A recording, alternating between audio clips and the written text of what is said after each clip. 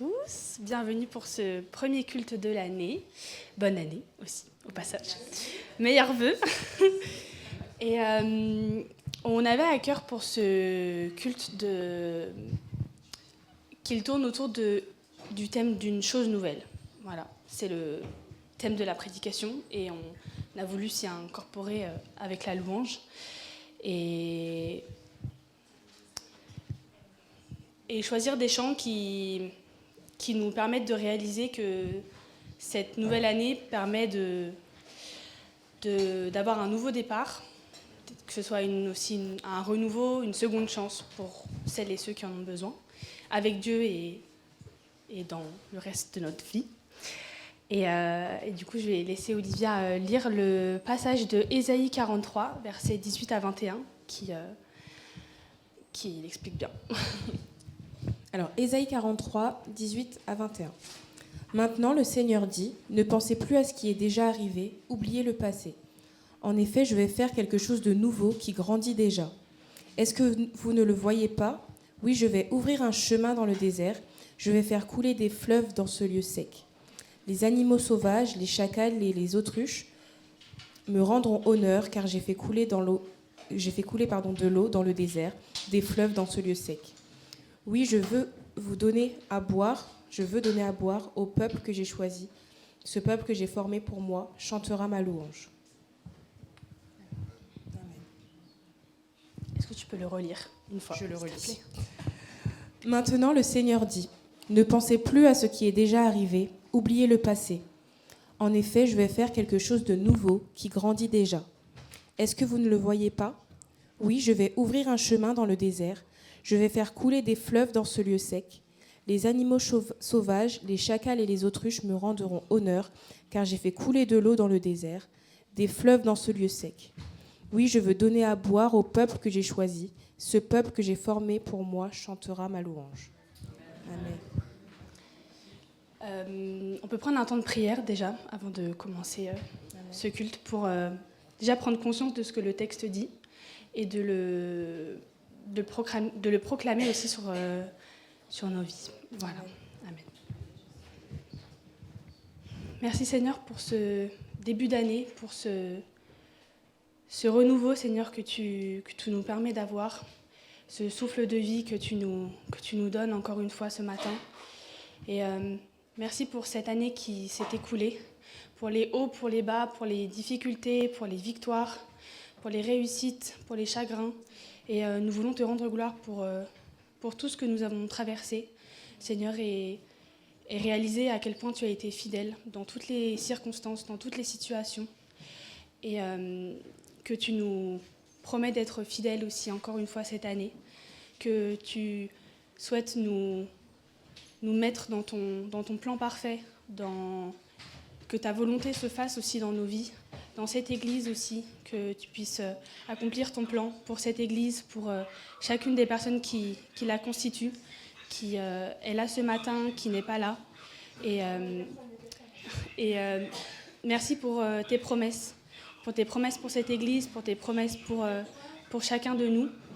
Et nous voulons croire que tu feras, que tu agiras cette année et que ton plan parfait s'accomplira. Et nous voulons rester aussi accrochés à toi et croire que tu es là à chaque instant, malgré ce que nous traversons et malgré ce qui se passera. Et voilà. Amen. Que la gloire te soit rendue. Amen. N'hésitez pas à élever la voix pour rendre gloire à Dieu pour ce début d'année, pour ce qui s'est passé et ce qui arrivera.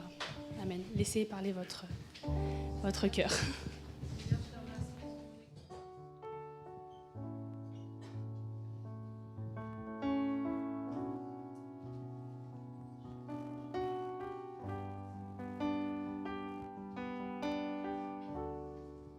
On va commencer ce culte par le premier chant qui nous dit que Dieu est là, qu'il est présent parmi nous, qu'il agit. Et c'est un peu un chant qui nous permet aussi de proclamer aussi ce que Dieu est, qu'il ferait un chemin, qu'il opère des miracles, qu'il tient ses promesses, que c'est la lumière dans les ténèbres et c'est ce qu'il est.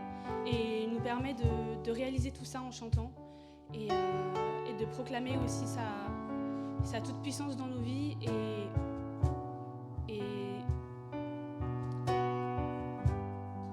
qu'il accomplira aussi tout ce qu'il nous promet. Amen.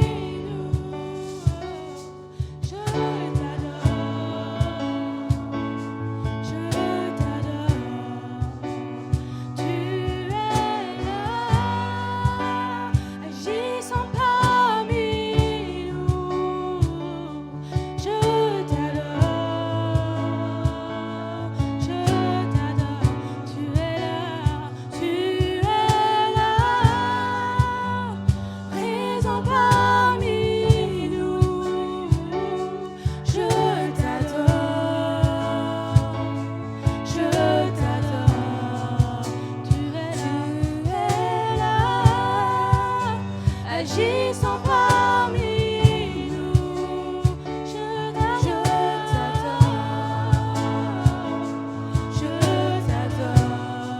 tu ferais un chemin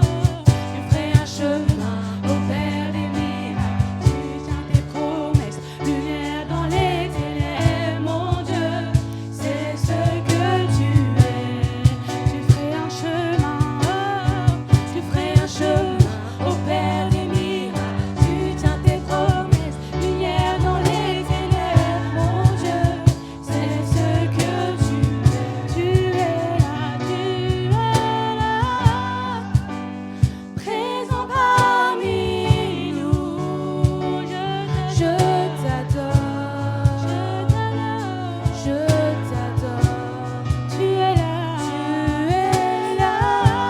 tu restaures les cœurs brisés, je t'adore,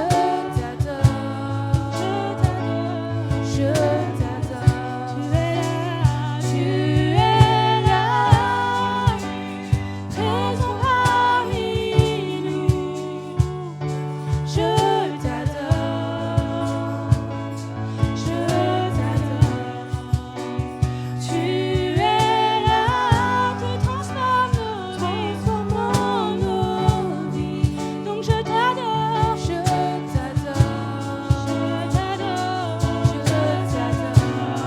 tu ferais un chemin,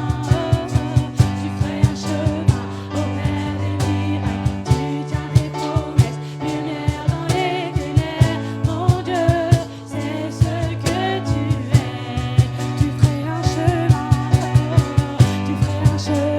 au Père des miracles, tu tiens tes promesses, lumière dans les ténèbres, mon Dieu, c'est ce que tu es, c'est ce que tu es, c'est ce que tu es, c'est ce que tu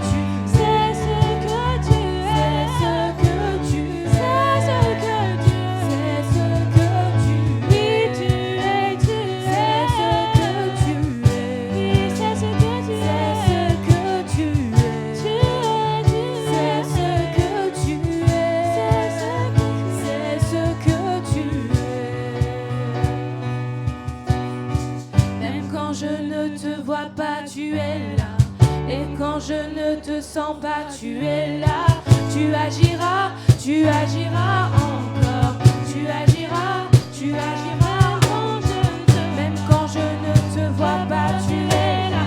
Et quand je ne te sens pas, tu es là. Tu agiras encore. Tu agiras même quand je ne te vois pas, tu es là. Et quand je ne te sens pas, tu es là. Tu agiras encore.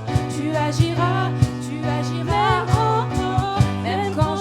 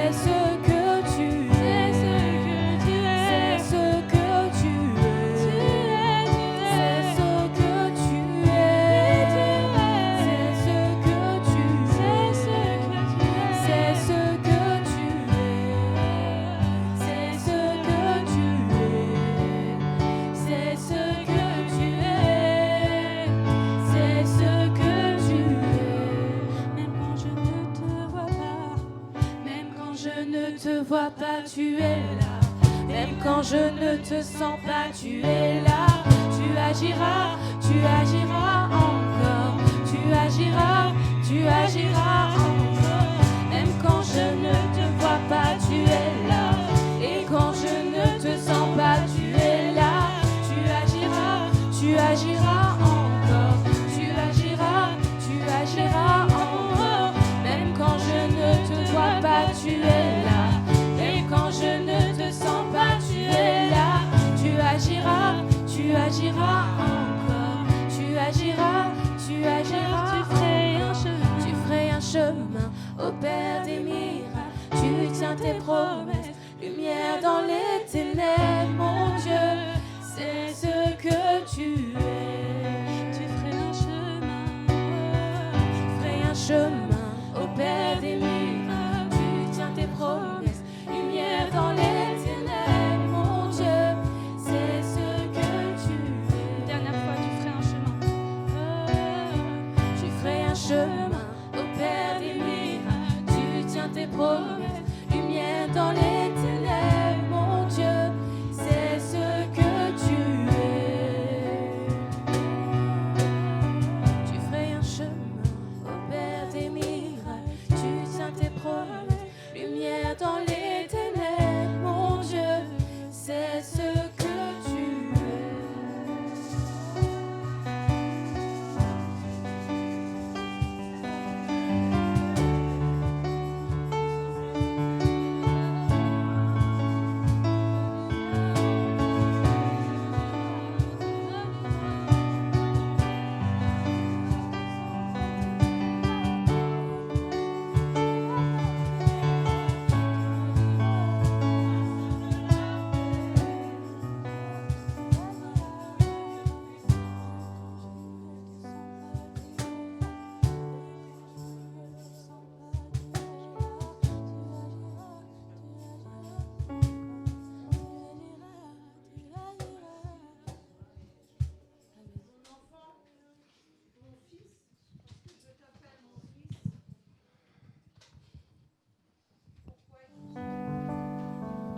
Seigneur, je rejoins ma sœur dans sa prière et moi aussi je veux te mettre en premier dans ma vie.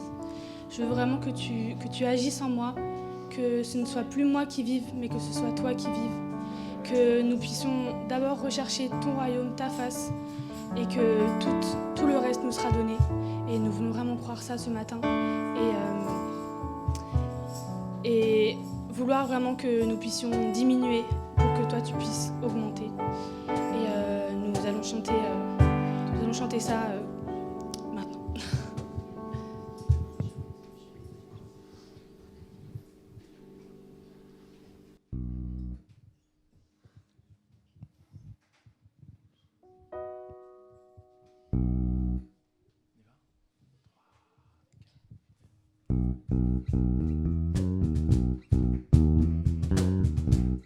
Je vous invite à vous lever pour ce chant.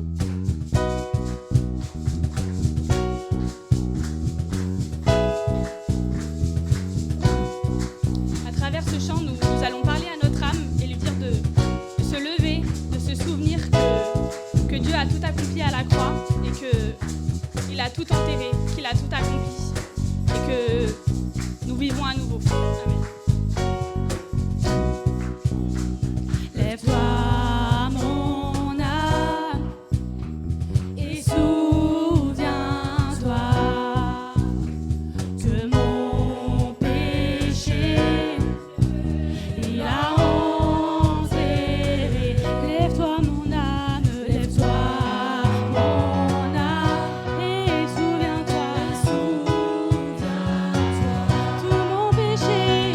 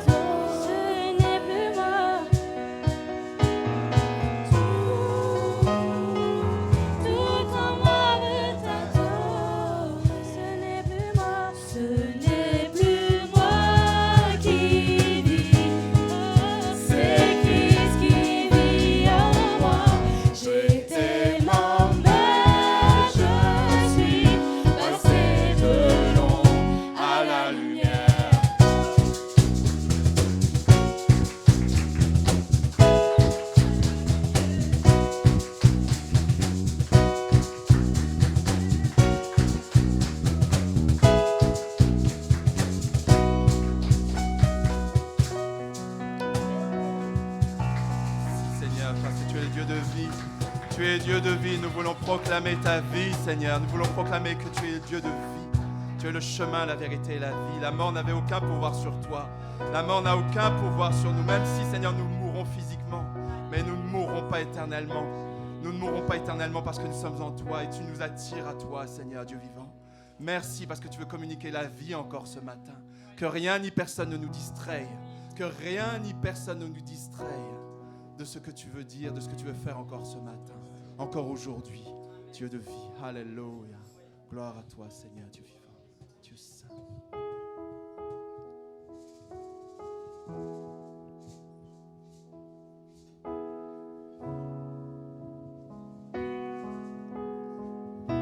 Le prochain chant est un nouveau chant qu'on n'a jamais pris ici. Et il nous tenait à cœur parce qu'il nous permet d'exprimer notre reconnaissance à Dieu pour tout ce qui s'est passé en 2024, tout ce qui se passera en 2025. Et il nous permet de juste laisser s'exprimer ce qu'il y a au fond de notre cœur, ce que notre âme veut lui dire, ce que notre esprit veut lui dire, de sentir en connexion avec son esprit pour simplement lui dire merci pour ce qu'il a accompli déjà.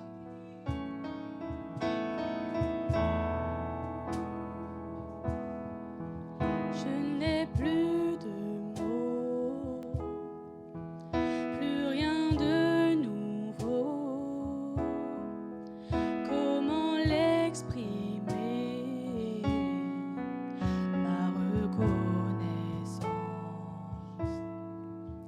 Je pourrais chanter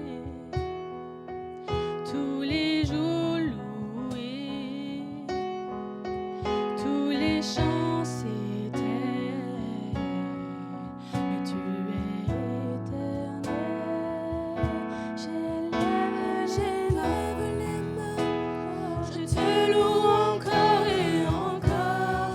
Tout ce que j'ai, c'est un Alléluia.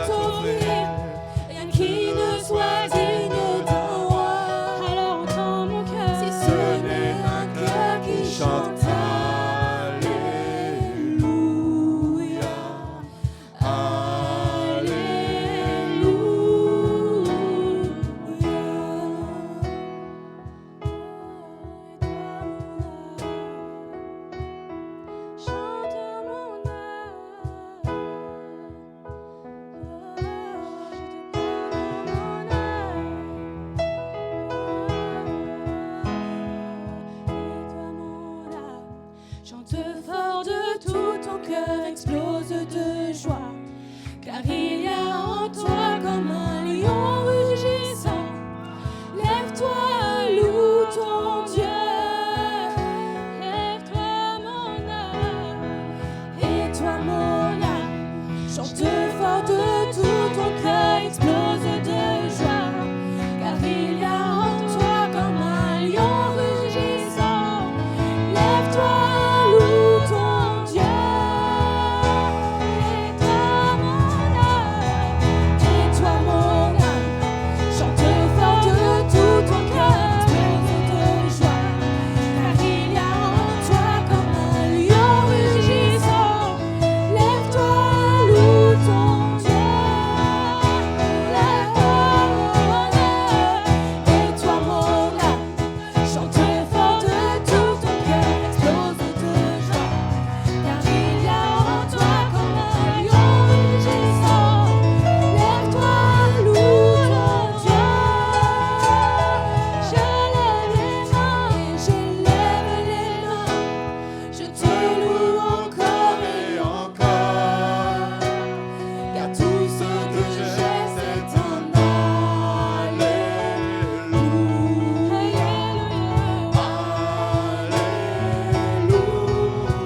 Je n'ai rien à t'offrir, rien qui ne soit digne d'un roi.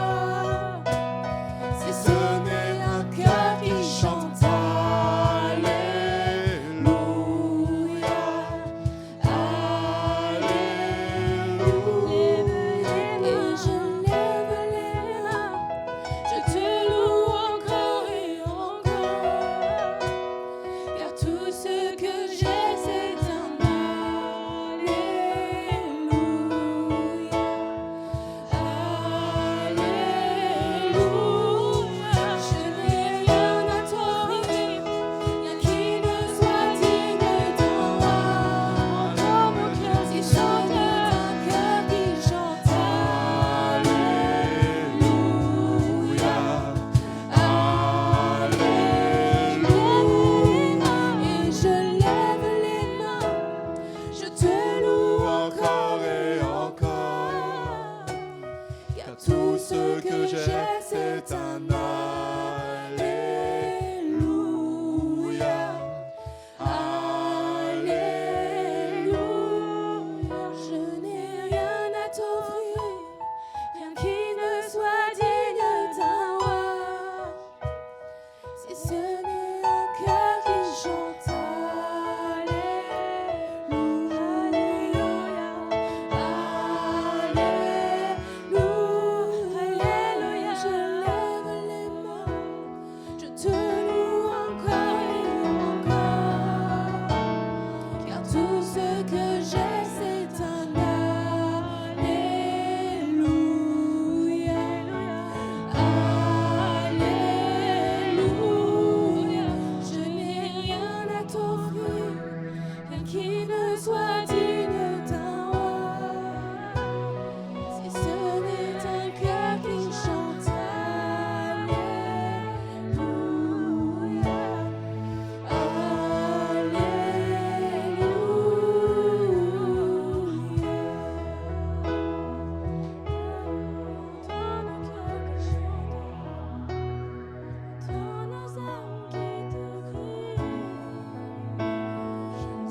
Jésus. Alléluia.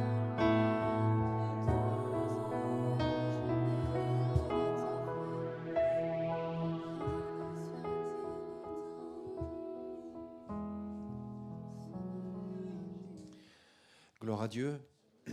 C'est un si bon moment en démarrant l'année pour prendre le temps de remercier Dieu, n'est-ce pas? Pour l'année écoulée, on peut dire bye bye 2024. Hello 2025. Exactement, voilà, on est là, on est prêt à entrer dans cette nouvelle année pour vivre tout ce que nous avons à vivre, avec l'aide de Dieu, évidemment. Donc, on a remercié Dieu par nos prières et on peut le faire aussi par nos témoignages. C'est aussi l'occasion pour nous d'honorer Dieu et de l'adorer en disant « Seigneur, je veux te dire merci parce que… » Donc, peut-être que vous voulez remercier Dieu pour l'année écoulée et j'aimerais vous laisser quelques minutes Si quelques-uns veulent, mais courtement comme ça, vraiment comme ça aussi, pour dire simplement, directement, franchement, ben moi je veux remercier Dieu, je veux remercier Jésus parce qu'il a été fidèle dans ma vie en 2024. Je veux lui dire merci pour ça. Donc qui c'est qui veut remercier Dieu? Charles. Par contre, je vais descendre avec le micro, si c'est possible d'ailleurs de tourner la caméra vers ici. Charles. Oui, je dis merci à Dieu parce que pour l'année 2024, il y a beaucoup de choses qui se sont passées dans ma vie. Ce n'est pas des choses positives, c'est des choses négatives. Mais en fait, ce qui s'était passé, c'était pour la gloire de Dieu. La première chose, c'est que j'ai eu un premier accident. Après, un deuxième accident. Après, j'étais malade pendant plus qu'un mois. Après, j'ai eu une sœur qui était morte pendant l'année 2024. Et j'ai eu beaucoup d'attaques pendant l'année 2024. Mais ce qui est positif, c'est que je suis vivant. Le Saint-Esprit, il est toujours avec moi. Et je continue à louer le Seigneur. Je dis merci Seigneur pour ça. Bonjour à tous. Moi, je voulais remercier le Seigneur de tout mon cœur que ma fille Marion est revenue au Seigneur et qu'elle a vraiment donné son cœur à Jésus en passant par les eaux du baptême. Amen. Merci Seigneur. Merci Seigneur, une grande nouvelle. Quelqu'un d'autre veut remercier Dieu? Moi, je voudrais remercier le Seigneur parce que pendant un an, en fait, on n'avait pas d'église. Enfin, on n'avait pas d'église. On ne pouvait pas aller à l'église, c'est super compliqué. Et c'était vraiment une de nos prières, c'était qu'on puisse à nouveau aller à l'église en famille. On a beaucoup prié pour ça. Et on a trouvé cette église qui représente vraiment tout ce qu'on recherchait, c'est-à-dire avoir l'esprit de famille comme on le recherchait, dans l'amour, etc. Donc, je remercie Dieu pour ça et puis vous remercier aussi à vous pour qui vous êtes. C'est que je remercie le Seigneur parce que j'ai passé toute l'année 2024. J'ai eu pas mal de soucis de santé et le Seigneur a été là. Il est fidèle. Aujourd'hui, je suis avec vous. Je glorifie son nom. Merci. Je tiens à remercier Dieu pour tout ce qu'il a fait dans ma vie au cours de l'année 2024. Je peux dire que tout au long de l'année, il a été fidèle envers moi. Et l'une des plus grandes choses qu'il a fait, il m'a donné la vie, la santé. Et aussi, j'étais seule. Et Dieu a fait que j'ai quelqu'un dans ma vie maintenant. Et je trouve que c'est vraiment une bénédiction, c'est une grâce. Je remercie aussi le Seigneur parce qu'il a permis que je puisse continuer à l'adorer, à sentir sa présence, à grandir, à marcher de gloire en gloire, de dimension en dimension. Merci Seigneur. Bonjour à tous. Je voudrais vraiment remercier le Seigneur parce que ça fait au moins 32 ans que je travaille à l'université. C'est vrai que j'ai eu des hauts et des bas. Je n'ai pas lâché l'affaire. Et on m'avait promis un nouveau poste. Et cette année, je commence sur un nouveau poste. Bonjour l'Église. Oui, moi aussi, j'ai profité de l'occasion pour présenter mes remerciements. Ouais, mes remerciements s'adressent tout droit à Philippe, le pasteur de cette église. Oui, je me suis dit que j'allais normalement retourner à l'initial. À l'initial veut dire, c'est là où Léo de la chair que tu m'as reçu. Ouais, tu as accepté de rester avec moi tout le temps. Tu étais avec moi. Je te remercie beaucoup, mon frère. Je n'oublie pas le corps pastoral. Tous, je crois qu'ils étaient contents que je sois avec vous, au milieu de vous. Merci beaucoup de tout ce que vous avez fait. Et j'ai profité de cette occasion pour vous présenter mes meilleurs vœux de bonheur, de longévité, de succès, de paix et de grâce. Et puis, je profite aussi pour témoigner Dieu de ce qu'il a fait dans ma vie. Bien que j'ai eu des turbulences dans toute l'année 2024, j'allais passer à une opération d'arthrose. D'ailleurs, j'ai parlé à Annie l'autre fois. Annie m'encourageait. Elle me disait, non, Guillaume, il faut aller, il faut accepter d'être opéré. Moi, j'ai dit non, ce corps a été déjà opéré à 5 fois. Tu vois, ce corps ici, ouais, il a été opéré déjà. Mais je n'accepte pas. Mes frères, il y a des fois, il y a des choses qu'il faut refuser. Hein? Il faut refuser dans nos vies. Des mauvaises, bien sûr. Il y a des maladies qui nous agacent, qu'il faut refuser. Il faut déclarer à Dieu, tu dis à Dieu, non, toi, cette maladie, tu ne peux pas continuer à vivre dans ma vie. Ma vie ici, mon corps est le temple du Saint-Esprit. Et voilà, j'ai prié à Dieu, et on m'a demandé d'aller faire la radio, je suis allé. Le docteur a vu qu'il y avait des anomalies à l'intérieur, il y avait des espacements des os, tout ça là. Le docteur m'a dit, non, Guillaume, tu sais quoi, tu vas te préparer, tu vas passer à une opération. Moi, j'ai dit, Seigneur, Si tu permets à ça, non. Je ne peux pas être opéré. Je suis retourné toujours là où j'ai habité là-bas. J'ai prié à Dieu, je suis resté à un moment donné des prières. Et dernièrement, je suis retourné avec d'autres résultats. Mais le docteur me demande, qu'est-ce que tu as fait? Moi, j'ai dit, quoi? Mais Guillaume, je te vois, tu es guéri. Mais c'est quoi ça? Qu'est-ce que tu as fait? J'ai dit, oui, je prenais Jésus le matin, Jésus à midi, Jésus le soir. Et voilà, c'est comme ça. Eh bien, le docteur me dit, Guillaume, tu sais quoi? Toi, tu viendras chez moi après chaque 6 mois. À moins que tu aies des douleurs. À moins que tu aies des douleurs. Mais tu viendras chez moi ici, c'est moi après 6 mois. Donc je me trouve déjà guéri, bien qu'il y ait encore des petites... il m'a dit, mais attention, il ne faut pas forcer, hein. Il faut aller lentement. Hein. Il ne faut pas forcer, il ne faut pas transporter, il ne faut pas encore aller dans les salles de gym, tout et tout. Laissez, bon, j'ai abandonné déjà il y a de cela 2 mois. Amen. C'est pourquoi je vous bénis tous dans le nom du Seigneur Jésus-Christ. Merci mon frère Guillaume. Pour ceux qui ne le savent pas, notre frère Guillaume a habité dans la maison de l'église depuis le mois de juillet ou août, je ne me rappelle plus. C'est le mois de juin. Au mois de juin. Ah oui, voilà, c'est ça. Depuis fin juin jusqu'à aujourd'hui. Je voulais vraiment rendre témoignage parce que si je ne le faisais pas, ce serait vraiment de l'ingratitude envers le Seigneur parce qu'il m'a vraiment béni en 2024. J'ai bien commencé l'année déjà au niveau professionnel puisqu'en fait, j'ai été assermentée en début d'année 2024. Je suis traductrice, du coup. Voilà. Et puis, il y a eu le baptême d'Annabelle. Et puis, voilà, au niveau de la santé et au niveau familial, le Seigneur a fait aussi des grandes choses. Donc, merci Seigneur. Voilà. Gloire à Dieu. Je vais donner la parole. J'ai vu. Je vais donner la parole encore à quelques personnes. Je ne pourrais pas donner à tout le monde ce matin. Je tiens juste à le dire. Je sais qu'il y a beaucoup de remerciements. On ne pourra pas tous les entendre ce matin, mais par contre, partagez-le à quelqu'un autour de vous, à quelqu'un de l'Église, à quelqu'un qui n'est pas de l'Église, à quelqu'un aussi qui ne croit pas encore en Dieu et qui a besoin d'entendre ce que Dieu fait dans votre vie. Partagez-le à votre groupe de maison. Ne restez pas avec votre bonne nouvelle juste pour vous.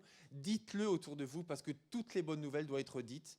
On entend beaucoup de mauvaises nouvelles et pas assez de bonnes nouvelles. Donc vos bonnes nouvelles ont besoin d'être entendues. Amen. On va laisser la place encore à 3-4 personnes. Oui. Oui, alors moi je voudrais remercier le Seigneur tout ce qu'il a fait pour moi pour 2024, pour la restauration de la famille qui commence tout juste à se faire. Donc je dis vraiment merci Seigneur et qu'il n'y a que toi qui fais toutes choses, Seigneur mon Dieu, et que vraiment je ne sais pas quoi te dire d'autre que merci. Moi, je remercie Dieu parce que j'ai eu mon mari pour 2024 et ma petite sœur qui s'est baptisée. Donc, c'était plein d'émotions dans ma famille. Et voilà, merci Seigneur. C'est la famille. Moi et ma maison, nous servirons l'Éternel. Georges ? On prie tous pour plein de choses. Moi, j'ai prié beaucoup pour ma fille qui est maintenant baptisée, qui a donné sa vie à Christ. Je bénis Dieu et ma femme, enfin, évidemment. Voilà. Et toute la famille, et vous aussi certainement, on a prié et c'est la grâce de Dieu. C'est pas automatique, c'est pas parce qu'elle est fille de chrétien qu'elle est forcément chrétienne. Deuxième chose, j'ai commencé l'année avec un travail, je l'ai perdu, mais Dieu a pourvu, mais plus. Parce qu'en fait, je suis plus salarié, je suis indépendant, et ça change beaucoup de choses. C'est un peu risqué, mais le Seigneur m'a montré par plein de signes qu'il bénit. Il bénit vraiment, puissamment. Et puis la troisième chose, c'est les rencontres que j'ai faites cette année.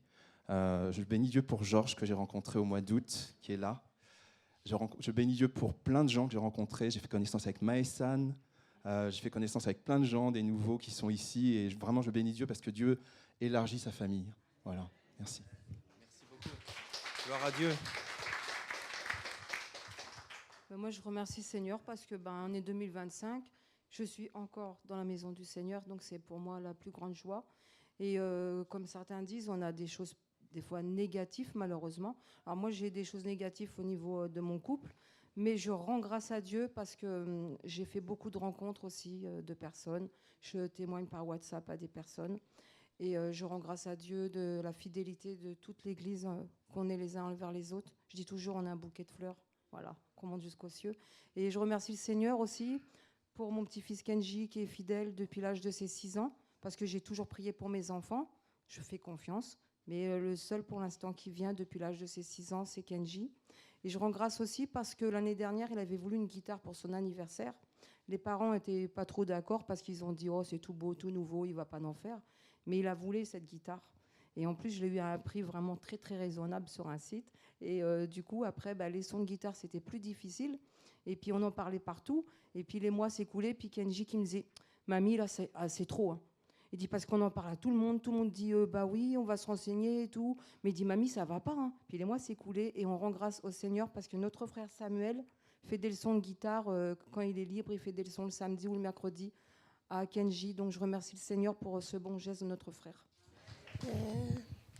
Je remercie le Seigneur parce qu'il me ramenait la vie. Parce que j'ai fait une grosse opération, que je souffrais beaucoup avec 3 heures d'opération parce que c'est le disque qu'elle était aussi. Et je souffrais beaucoup après l'opération. J'étais presque 2 mois au hôpital. Et puis, je souffrais beaucoup, mais le Seigneur m'envoyait tous les jours des gens que je ne connais pas pour prier avec moi, et pour prier de moi, et pour m'encourager. Même j'ai fait une grande amie là, dans la clinique avec moi, que tous les jours, elle était me chercher dans ma chambre pour me promener avec moi. Et puis, il me parlait du Seigneur, il me faisait parler du Seigneur. Il dit, crie pour le Seigneur qui vient t'aider. J'avais beaucoup d'expérience et je remercie le Seigneur. Je criais beaucoup de fois pour lui parce que je faisais beaucoup de tendinite dans la jambe. Mais c'est une douleur insupportable, même avec la morphine et tout. Et le Seigneur, il m'encourageait, et puis il me sortit du lit, voyez, déjà marche bien, et puis j'ai confiance au Seigneur. Merci Seigneur. Gloire à Dieu. Est-ce qu'on peut applaudir le Seigneur bien fort? Juliette? Bien fort, il le mérite. Ce sera toi le dernier témoignage, Juliette, ce matin. Bonjour à tous. Moi, je voulais remercier aussi pour cette année. Parce que déjà, j'ai pu développer, on va dire, mon rôle de maman. C'était quelque chose qui n'était pas forcément évident pour moi de devenir maman. Et je me rends compte que voilà, ça se passe bien et c'est génial d'avoir une famille. Et puis, il y a eu plein de naissances aussi dans ma famille. Donc, tout le monde va bien. C'est vraiment au niveau de la santé, c'est super. Et aussi parce que je suis toujours extrêmement entourée, je me rends compte. Que ce soit par mon mari, mais aussi dans mon entourage. Je suis quelqu'un d'assez anxieuse et il y a toujours des personnes qui sont là. Et je vois que même dans l'église, il y a toujours une personne qui a un mot gentil ou un message. Donc vraiment, merci à tous pour votre soutien. Et ça a été une belle année, enfin, à tous les niveaux. En fait, tout a bien fonctionné, même au niveau professionnel, ça se lance. Donc c'est vraiment merci pour cette année. Merci. On peut rendre gloire à Dieu, hein, vraiment, il le mérite. C'est formidable, je suis très touché par tous ces témoignages différents et ce qui m'encourage beaucoup, c'est que c'est le même Dieu que nous avons en 2025. Le même Dieu, vous vous rendez compte que dans 1 an, on va témoigner de plein de choses que Dieu aura fait en 2025. On ne va pas attendre 1 an, hein, mais c'est grand, c'est ce Dieu-là que nous avons, gloire à son nom. Juste avant d'entrer dans la parole, j'aimerais laisser la place à La Parole est comptée, donc ses amis, ses frères et sœurs qui apprennent par cœur une partie de la Bible. Quelques passages de la Bible. Alors je vais les appeler. Il y a Terence, Annabelle, David, Salomé et Kenji. Donc voilà. Venez tous. Ok, vous êtes tous là. Bonjour à tous. Déjà, j'espère que vous allez bien par la grâce de Dieu. Je tenais, avant de commencer, à vous souhaiter une belle année remplie de bénédictions, d'accomplissements et de réussite par la grâce de Dieu. Du coup, par rapport à mon verset, c'est 1 Jean 5, verset 4. Parce que tout ce qui est né de Dieu triomphe du monde, et la victoire qui triomphe du monde, c'est notre foi.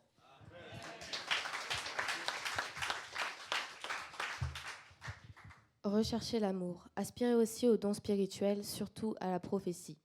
En effet, celui qui parle en langue ne parle pas aux hommes, mais à Dieu, car personne ne le comprend, et c'est en esprit qu'il dit des paroles mystérieuses. Celui qui prophétise, au contraire, parle aux hommes.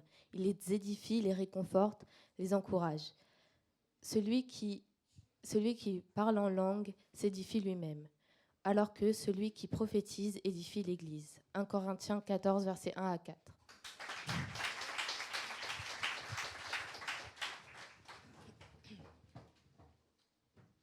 Mais lorsque la bonté de notre Seigneur et son amour pour les hommes se sont manifestés, il nous a sauvés, non à cause des œuvres de justice que nous aurions faites, mais selon sa miséricorde, par le baptême de la régénération et le renouveau du Saint-Esprit, afin que, justifiés par sa grâce, nous devenions en espérance héritiers de la vie éternelle. Cette parole est certaine et je veux que tu affirmes ces choses afin que tous ceux qui ont cru en Dieu s'appliquent à pratiquer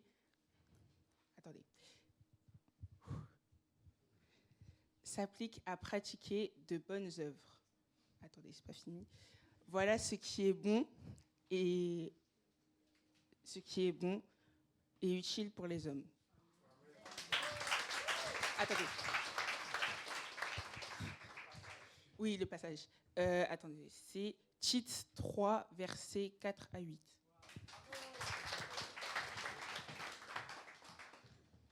Alors Jésus leur dit, « Venez à moi, vous tous qui êtes fatigués et chargés, et je vais vous donner du repos. » Matthieu 11, verset 28.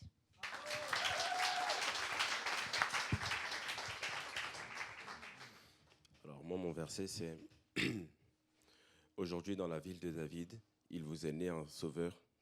Il vous est né un sauveur qui est le Messie, le Seigneur. Voici à quel signe vous le reconnaîtrez. Vous trouverez un nouveau-né enveloppé de l'ange et couché dans une mangeoire. » Luc 2, versets 11 à 12. Merci beaucoup. Merci beaucoup. Je vous invite à vous rasseoir, c'est toujours magnifique. En plus, ce sont des versets que vous avez choisis, qui vous parlent. Et puisqu'on est là, on va se mettre debout, si vous voulez bien. On va prier pour que Dieu continue à bénir sa parole. On a déjà été nourris par vos citations et par tout ce que nous avons déjà vécu depuis le début du culte. Père éternel, nous te prions pour ta parole qui est belle, tellement belle, Seigneur. Merci parce que nous démarrons cette année avec ta parole. Nous voulons nous appuyer sur ta parole. Chaque mot, chaque phrase, chaque situation dans laquelle tu t'es exprimé est tellement pertinente pour nous aujourd'hui. Alors merci parce que nous ne commençons pas l'année 2025 dans la totale inconnue, mais nous la commençons avec toi et nous la commençons avec ta parole. Et nous la commençons avec ton esprit qui nous permet de vivre ta parole, qui donne sens à ta parole. Alors parle-nous ce matin par ta parole, parce que ta parole est la vérité. Amen. Amen. Je vous invite à prendre place. Alors voilà. Alors tout d'abord, tous mes vœux, nos vœux à Annie et moi, à Clara et Louise, pour cette nouvelle année. Effectivement, voici... Je fais toutes choses nouvelles, c'est une promesse de Dieu à son peuple en Ésaïe, qui est répétée dans l'Apocalypse au chapitre 21 d'ailleurs. Du coup, comme Olivia, tu as lu le passage tout à l'heure. Tu es là, Olivia. Comme tu l'as lu tout à l'heure, du coup, je ne vais pas le relire tout à l'heure. Mais c'est exactement le texte que tu as lu tout à l'heure et qui nous démontre que Dieu fait des promesses et qu'il va nous surprendre. Parce que Dieu est un Dieu qui est capable de faire tellement au-delà de ce qu'on peut imaginer ou même penser. Et non seulement faire au-delà, mais sa manière de faire est tellement plus parfaite que les stratégies qu'on peut créer par nous-mêmes. Donc voilà, ce sont nos vœux en tant que pasteur, mais aussi en tant que surveillant. Voilà, j'ai adressé ces mêmes vœux à toutes les églises de Dieu en France et cette image est montrée dans toutes nos églises. Mes amis, trop souvent, nos vies tournent en rond. Nous avons des projets et des besoins qui ne se concrétisent pas toujours. Nous savons que Dieu a des attentes précises envers nous, mais nous n'arrivons pas réellement à nous y engager. Alors, nous prenons des résolutions au début de chaque année, mais trop souvent, la motivation du début d'année ne dure pas et peu de choses changent durablement. Mais quand Dieu entre réellement dans l'équation, tout peut changer durablement. Lui-même dit, « Voici, je fais toutes choses nouvelles. » Mais cette déclaration de Dieu, ces choses promises, dépendent-elles seulement de Dieu ou dépendent-elles aussi de nous ? Comment entrer dans cette dynamique de changement voulu par Dieu ? Comment enfin sortir des résolutions non accomplies? Comment vivre une belle année 2025 faite de progrès significatifs pour nos vies, pour notre Église, pour notre famille et même pour notre pays? C'est exactement ça que nous allons voir ce matin et la semaine prochaine dans cette série de 2 prédications qui s'appelle « Je fais toutes choses nouvelles ». Amen. Et en plus, nous aurons la joie de traduire cela en actes tout au long de l'année, mais aussi dans nos groupes de maison, pas cette semaine, mais dans une semaine, nous allons pouvoir discuter de comment traduire ce que nous allons voir aujourd'hui et dimanche prochain dans nos actes de façon très concrète, en discutant et en réfléchissant et en priant ensemble dans nos groupes de maison. Alors voilà le menu pour les 2 prochaines semaines. Mais, alors oui, j'allais dire, nous allons lire ensemble Ésaïe 43, mais comme on a pas mal de choses à lire et que l'heure avance, eh bien, je ne vais pas le relire, mais c'est le texte qu'a lu Olivia tout à l'heure. Donc c'est Ésaïe 43, versets 16 à 21. Alors juste quand même un contexte, parce que c'est important quand même qu'on se rappelle que les paroles dites dans la Bible ne sont pas une série de formules magiques, mais que ce sont des paroles de Dieu à des moments précis, à des personnes précises et pour une raison précise. Et lorsque Dieu a dit cela, « Voici, je fais toutes choses nouvelles », eh bien Dieu s'adressait à travers son prophète. C'est possible d'avoir la main sur le diaporama, s'il vous plaît. Dieu s'adressait à son prophète Ésaïe, et c'est un prophète, merci, qui est très important dans la Bible. Très important, il a ce texte, donc vous avez le texte du prophète Ésaïe dans l'Ancien Testament de la Bible, c'est un gros passage de 66 chapitres, si je ne me trompe pas. Et donc, il s'est passé beaucoup de choses dans ce livre, et il est très important parce que Ésaïe a exercé son ministère donc en 800 avant Jésus-Christ, pendant une période de grande instabilité politique et sociale. Et son peuple, donc le peuple de Dieu, celui que Dieu a choisi, le peuple juif, eh bien, qui était pas un peuple parfait, mais un peuple que Dieu a choisi pour démontrer ce qui pouvait se passer dans la vie d'un groupe lorsque Dieu intervenait. Et ce qui se passait dans la vie de ce groupe lorsque ce groupe suivait la volonté de Dieu, et ce qui se passait dans la vie de ce groupe lorsque ce groupe ne suivait pas la volonté de Dieu. Et c'était une sorte de vitrine de ce que Dieu est capable de faire et de ce que des humains sont capables de vivre lorsqu'ils marchent selon la volonté de Dieu. Et c'est ce qu'on voit notamment dans le livre du prophète Ésaïe. Et malheureusement, ce peuple-là s'est fourvoyé, s'est éloigné de Dieu et s'est égaré dans des injustices sociales, dans de l'instabilité politique, dans l'idolâtrie et dans le relâchement moral. Et là, Ésaïe, de la part de Dieu, avertit le peuple de Dieu pour lui dire que les choses ne peuvent pas durer comme ça, mais que Dieu a remarqué le dérapage de son peuple et qu'il va intervenir. Et sur 66 chapitres, c'est pas grave. Sur 66 chapitres, vous avez 39 chapitres qui parlent des problèmes et des difficultés que vont vivre ce peuple. Et à partir du chapitre 40, vous avez le début de bonnes nouvelles. Et vous voyez, nous sommes au chapitre 43, exactement. Et ce n'est pas un hasard. À partir du chapitre 40, on a l'impression qu'on entre dans l'évangile, en fait. Et c'est là que Dieu dit, je vais faire une chose nouvelle qui est déjà en germe. Ne la remarquerez-vous pas? Je vais tracer un chemin en plein désert et mettre des fleuves dans les endroits arides. Annie, est-ce que tu peux juste prendre le paquet de feuilles et le distribuer ou le faire passer, enfin, soyez même plusieurs à distribuer pour que ça aille vite et que vous puissiez chacun récupérer une feuille A4. J'espère que vous avez un stylo sur vous. Si vous n'en avez pas, vous en avez peut-être l'équipe d'accueil, je crois qu'il y a un pot dans le fond avec des stylos. Voilà. Et récupérez chacun une feuille blanche, un cadeau pour commencer l'année. Mais un cadeau précieux, enfin précieux parce que avec ce que vous allez écrire dessus. Pliez-la déjà en deux. La feuille, vous la pliez en deux, s'il vous plaît. Exactement, merci. Voilà, et prenez un stylo. C'est pas une interro, hein, rassurez-vous, c'est pas un examen, c'est rien de tout ça. Voilà.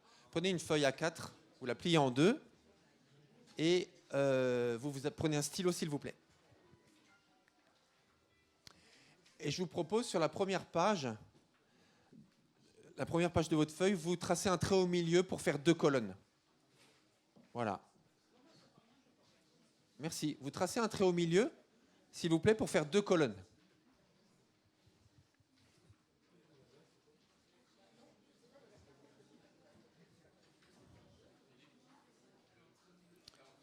Non, première page, à l'extérieur. Donc voilà, exactement. Attends, merci, c'est une bonne question.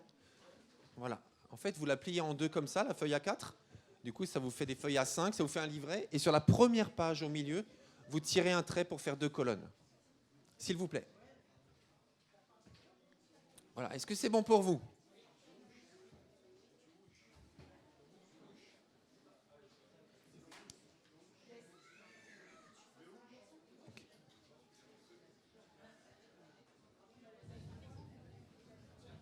Non, mais c'est bon, je pense que tout le monde a compris. Vous avez tous compris, c'est bon ? C'est bon, c'est bon. Voilà, vous faites un trait. Voilà. Vous avez une feuille bien épaisse volontairement pour que vous puissiez écrire dessus sans support. Tiens, Annie. Ok, c'est bon. Ok, tout le monde y est. Alors, j'aimerais qu'à gauche de cette page, donc sur la colonne de gauche, vous puissiez poser cette question. Dans quel domaine de ta vie, en 2025, attends-tu Dieu pour qu'il fasse des choses nouvelles ?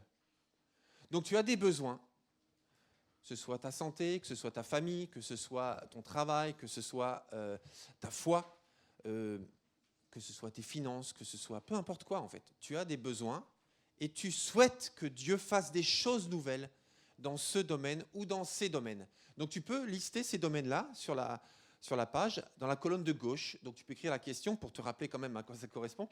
Donc dans quel domaine attends-tu Dieu pour qu'il fasse des choses nouvelles ? Voilà, colonne de gauche.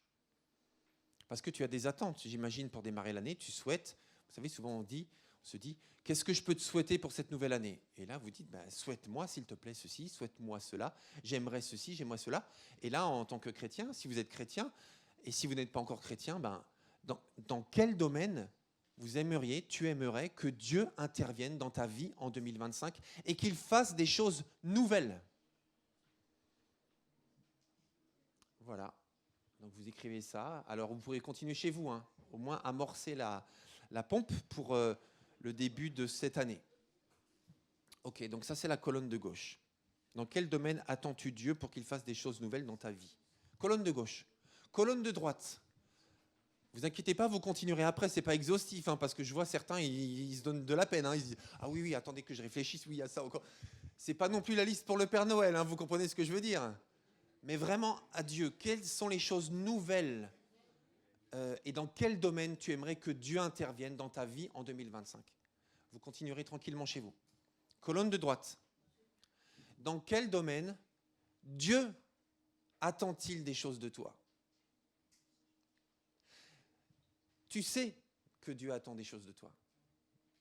Peut-être même que voilà, Dieu t'a demandé des choses en 2024.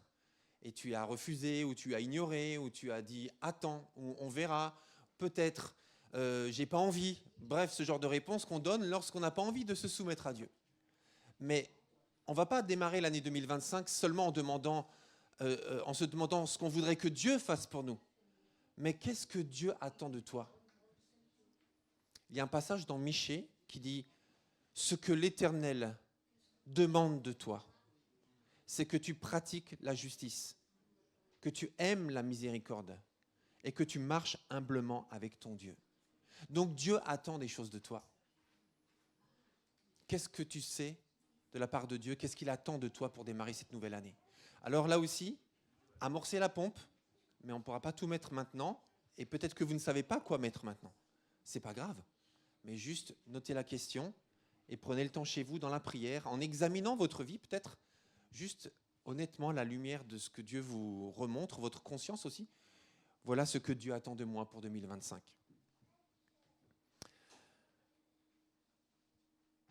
À l'intérieur, je vous invite à garder cette feuille et vous prenez des notes pour la prédication de ce matin et de la semaine prochaine. Et comme ça, cette feuille va vous accompagner pour ces 2 dimanches et pour, j'espère, toute l'année. Alors, nouvelle année, nouvelle perspective. Dieu ouvre de nouveaux horizons. Dieu ouvre de nouveaux horizons, même si Dieu nous ferme parfois des portes. Parfois, Dieu nous ferme des portes. Alors ce matin, le thème, c'est « je vais faire des choses nouvelles, dit Dieu. Mais parfois, Dieu ferme des portes. Il n'ouvre pas que des portes, parfois il en ferme. Mais quand il ferme des portes, c'est pour mieux en ouvrir d'autres. Et parfois, il nous guide par élimination. Ça veut dire quand il ne nous veut pas quelque part, eh bien, il ferme la situation pour nous conduire à l'endroit où il nous veut, justement, dans la direction où il nous veut. Et parfois, on n'a pas toujours la bonne réponse du premier coup, mais par élimination, eh bien, on finit par savoir où Dieu nous veut, justement, parce qu'il a fini par fermer toutes les autres portes, toutes les autres situations, tous les autres projets. Ce n'est pas un échec quand on n'aboutit pas dans une direction. Ce n'est pas un échec quand on n'aboutit pas à un projet. Ce n'est pas un échec quand on souhaite tellement quelque chose et qu'on n'y parvient pas. C'est peut-être simplement que Dieu ne le veut pas parce qu'il a mieux pour nous. Donc oui, Dieu va faire des choses nouvelles, mais faire des choses nouvelles, ça veut dire aussi parfois fermer des portes pour en ouvrir d'autres. Voilà, c'est ce que dit Apocalypse 3, verset 7. Alors janvier. Janvier, c'est le temps des résolutions. Les résolutions. Alors les résolutions, il y a celles qu'on tient et il y a celles qu'on ne tient pas. Alors j'aimerais poser la question, qui prend des résolutions en général au mois de janvier? Levez la main. Qui prend en général des résolutions? D'accord. Qui ne prend plus de résolutions au mois de janvier? Levez la main. Ok, d'accord. Je comprends. Un récent sondage a démontré que une personne sur quatre abandonne sa résolution du 1er janvier au bout de seulement une semaine. Une personne sur quatre, ça veut dire 25% des gens, au bout d'une semaine, ont déjà abandonné leur résolution du 1er janvier. Pourtant, lorsque je regarde la Bible et toutes les personnes qui ont marqué l'histoire, je constate qu'elles ont pour point commun d'avoir toutes été guidées par des résolutions inspirées. Dans la Bible et dans l'histoire, les personnes qui ont changé la face du monde ou qui ont été impactantes dans la Bible, à un moment donné, elles ont pris une décision et elles s'y sont tenues. Donc les résolutions sont une très bonne chose. Et c'est même important d'être résolu et de tenir un engagement qui est juste, n'est-ce pas? C'est ce qu'on fait dans son mariage. C'est ce qu'on fait lorsqu'on fait une promesse à quelqu'un. C'est une résolution de faire une promesse à quelqu'un. Je te dis, voilà, je fais ça. Je serai là. Je te promets ça. Si tu as besoin, je te prêterai ça. Enfin, peu importe quoi, c'est déclinable dans tous les domaines. Mais c'est une résolution. Je suis résolu à faire ce que j'ai dit. Donc une résolution, c'est très important. Et c'est très important de tenir un engagement qui est juste. C'est vrai ou c'est pas vrai? C'est vrai ou c'est pas vrai? Ben oui, c'est vrai. Et dans la parole de Dieu, il y a de nombreux synonymes de la résolution. Par exemple, il est parlé de l'engagement. Il est parlé des vœux. Je respecterai les vœux que j'ai prononcés en présence de ton peuple. C'est un verset, ça. Les promesses, les habitudes, c'est un vocabulaire biblique que vous voyez sur cet écran. Et c'est synonyme d'une résolution. Donc prendre des résolutions inspirées par Dieu et les tenir, c'est complètement biblique. Jésus nous aide à cela. Et il nous aide à prendre les bonnes résolutions. Parce qu'on peut vouloir plein de choses, on peut décider plein de choses dans ce début d'année. En disant, cette année, je vais, cette année, je vais, cette année, je décide que. Peut-être que la moitié d'entre elles ne sont même pas inspirées. C'est peut-être pour ça qu'on les abandonne. Peut-être certaines sont inspirées et on les abandonne aussi, malheureusement. Parce que peut-être qu'on les a faites à l'emporte-pièce, mais on n'a pas... on ne compte pas sur l'aide du Saint-Esprit pour nous permettre d'accomplir et de trouver l'énergie, de trouver la force, de trouver la volonté, de trouver la patience pour accomplir le vœu qu'on a fait en début d'année. On a tellement besoin de l'aide de Dieu pour accomplir la volonté de Dieu. On a tellement besoin de prier en ce début d'année pour demander à Dieu, Seigneur, donne-moi des décisions, des résolutions qui viennent de toi. Aide-moi à prendre les bonnes décisions, à trouver les bons engagements que tu veux pour ma vie dans tous les domaines de ma vie, que ce soit spirituel, que ce soit familial, que ce soit relationnel, que ce soit la santé, que ce soit financier, que ce soit sportif, que ce soit tout en fait. Qu'est-ce que tu veux pour ma vie en cette année? Montre-le-moi et je m'y engagerai. Personnellement, dans ma vie, il y a plein de résolutions que j'ai prises et que j'ai tenues. Et il y en a plein aussi que j'ai prises et que je n'ai pas tenues. Donc si c'est votre cas, eh ben, bienvenue au club. Mais il y en a aussi certaines que j'ai prises et que j'ai tenues. Et des changements significatifs se sont produits dans ma vie grâce à celle que j'ai tenue. Alors, je ne vais pas me la raconter ce matin, je vais juste vous donner quand même quelques exemples, pas pour me vanter, mais juste parce que c'est mon témoignage, tout simplement. Par exemple, il y a quelques années, j'ai décidé que de lire 1 ou 2 chapitres de la Bible par jour, c'est pas assez. Donc j'ai décidé que je lirais plus selon les jours que 1 ou 2 chapitres par jour. Des fois, j'en lis 2, 3, des fois, j'en lis 10, 15, parce qu'en fait, c'est pas long de lire la Bible. C'est pas long de lire un chapitre, en fait, c'est 5 minutes. Certaines fois, je les lis sur du papier, enfin sur un écran. D'autres fois, je les écoute en audio. J'écoute la lecture de la Bible en audio, mais c'est la Bible aussi. Et ça me permet de lire des chapitres en audio plus qu'auparavant. Auparavant, je lisais 1 ou 2 livres maximum par an.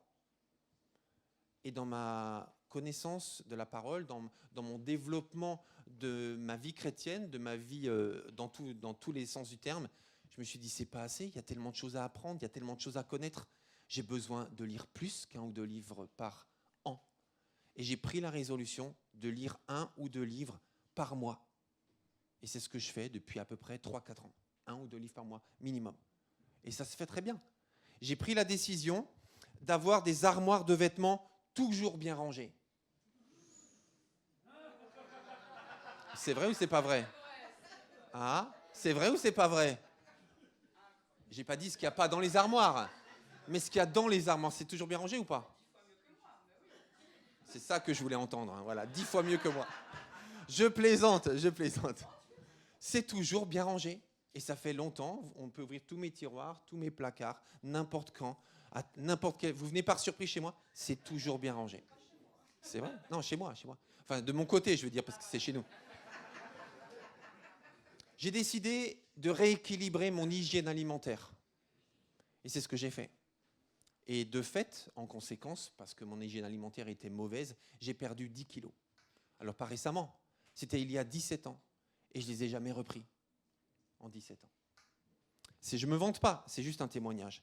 J'ai décidé aussi, j'ai été inspiré à décider, il y a à peu près 4 ans de cela, que le Seigneur attendait de moi que je jeûne 1 jour par semaine, toutes les semaines, et que ça devienne en fait mon rythme de vie, mon hygiène de vie spirituelle. Et c'est ce que je fais depuis 4 ans, toutes les semaines. Et je ne dis pas ça pour me vanter, mais c'est juste quelques exemples de résolutions qui ont été prises et qui sont tenues sur la durée et qui transforment la vie. Amen. C'est la puissance des résolutions inspirées par Jésus qui donne le vouloir, ce Jésus qui donne le vouloir et le faire. Il t'inspire la bonne résolution à prendre et il te donne le pouvoir de respecter ton engagement parce qu'il te donne la force de le faire, appuyé sur la discipline avec l'aide du Saint-Esprit, parce qu'un disciple, c'est quelqu'un de discipliné, tout simplement. Alors pour qu'une résolution soit tenue, écoutez bien, parce que peut-être ceux qui ont arrêté de prendre des résolutions, c'est peut-être parce que vous en avez trop, parce que trop souvent vous ne les avez pas tenues. Vous avez décidé d'arrêter d'en prendre. Ou peut-être d'autres, vous avez été découragés parce que vous n'avez pas tenu vos résolutions. Je ne sais pas si vous le saviez, mais il y a 8 principes essentiels à respecter pour pouvoir tenir sa résolution sur la durée. Je suis sûr que tout le monde veut savoir quels sont ces 8 principes. Mais je ne vous les dirai pas. Je vous les enverrai sur le groupe WhatsApp de l'Église. En fin de journée, c'est Sarah qui vous les enverra. Donc si vous êtes sur le groupe WhatsApp, vous saurez le secret des 8 principes pour tenir des résolutions. Et si vous ne les respectez pas, elles ne tiendront pas, tout simplement. Et si vous n'êtes pas sur le groupe WhatsApp, je vous conseille d'y être avant la fin de la journée pour avoir ce document gratuitement. Alors jusqu'à présent, ce matin, nous avons vu que Dieu promet qu'il fera des choses nouvelles en 2025. Nous avons vu aussi ce que j'attends de la part de Dieu en 2025 dans ma vie. Nous avons vu aussi que Dieu attend des choses de la part de nous en 2025. Nous avons vu aussi la puissance de résolutions pertinentes. Et maintenant, et la semaine prochaine, nous allons voir 5 résolutions divines qui peuvent impacter notre vie en 2025 et au-delà, basées sur le livre de Néhémie. Et donc, nous allons lire une partie du livre... Oui, ça c'est ce que je viens de dire.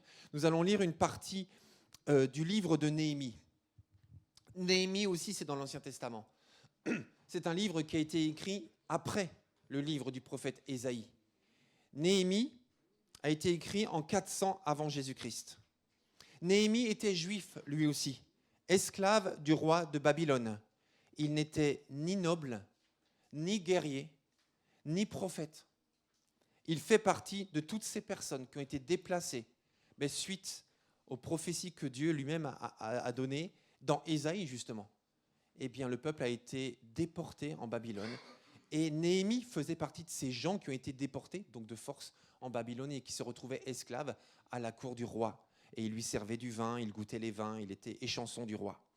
Et il s'est retrouvé donc de force déplacé à Babylone. Et pendant que lui était à Babylone, il y avait des personnes qui étaient restées à Jérusalem, en Palestine, et qui ont subi de nombreuses invasions. Des armées ennemies venaient, les villes n'étaient plus protégées, les villes étaient saccagées, la ville de Jérusalem était à moitié détruite, le temple était abîmé, les murailles étaient saccagées. Enfin bref, les gens vivaient dans la pauvreté, les gens vivaient dans la désolation, les gens vivaient dans le dénuement, sans avenir et sans espoir. Et même si Dieu leur avait annoncé justement dans Ésaïe 43 que le jour viendra où il allait faire des choses nouvelles, eh bien ce jour-là était arrivé dans Néhémie. Et Dieu a choisi des hommes normaux, a choisi des hommes qui n'étaient pas socialement spectaculaires ou impressionnants, mais il a choisi des gens comme Néhémie, qui avaient un cœur pour Dieu, pour faire la volonté de Dieu, et qui se sont non seulement demandé « Seigneur, qu'est-ce que tu peux faire pour moi ?» mais « Seigneur, qu'est-ce que je peux faire pour toi ?» Enfin, pour toi, qu'est-ce que tu attends de moi en fait ? Qu'est-ce que tu attends de moi ? Qu'est-ce que tu veux de moi ? Comment veux-tu m'utiliser ? Et c'est comme ça que son cœur a été bouleversé lorsqu'il a entendu parler de l'état de Jérusalem. Et dans son cœur, une résolution est née, celle de s'engager pour la reconstruction de la muraille de la ville de Jérusalem. Une résolution est née. Je ne sais pas si c'était en milieu d'année, en fin d'année, en début d'année, je n'ai pas vérifié vraiment dans le calendrier de l'époque, mais en tout cas, une résolution est née. Il l'a prise et il l'a tenue. Il a mobilisé et le cours de l'histoire du peuple hébreu, du peuple juif, a été bouleversé grâce à cet homme et à tous ceux qui l'ont accompagné dans cette résolution. Quand il est arrivé sur place pour reconstruire les murailles de la ville, il n'a eu que des problèmes. Alors, j'ai bien écouté ton témoignage, Charles. D'abord, bravo, parce qu'en l'espace de 2 minutes environ, tu as pu raconter tant de choses. C'est formidable, en fait. En 2 minutes, on peut dire tellement de choses fortes, puissante, précieuse et qui honore Dieu. Et moi, j'ai entendu qu'en 2024, ta vie était difficile. Elle était compliquée. Tu as failli y rester plusieurs fois même. Tu as failli décéder plusieurs fois. Exactement, et on se réjouit de ça. Et de ton sourire réjoui de démarrer l'année dans la foi et dans l'espérance. Mais moi, quand je lis le livre de Néhémie, je vois un homme comme toi, comme chacun de nous, qui est habité par la conviction de Dieu, par la volonté de Dieu.